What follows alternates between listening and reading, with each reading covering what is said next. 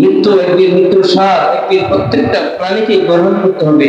এটা যেমন আমরা মনে প্রাণে বিশ্বাস করি, এটা তারাও বিশ্বাস করে, এটা তারাও বিশ্বাস করে। কিন্তু তারা বিশ্বাস করলে কি তারা ঈমানদার হবে? তারা কখনোই ঈমানদার হবে না। কারণ ঈমান এটা এমন একটা দৌলত, এটা এমন একটা নাজ নিয়ামত, আল্লাহ রাব্বুল আলামিন যাকে তৌফিক দিয়েছেন তিনি গ্রহণ করতে পেরেছেন, যাকে তৌফিক দেন নাই তিনি গ্রহণ করতে পারেন না। যদি সবাই ইচ্ছা করলে গ্রহণ করতে পারত, তাহলে হযরত মুহাম্মদ মুস্তাফা সাল্লাল্লাহু আলাইহি ওয়াসাল্লামের চাচা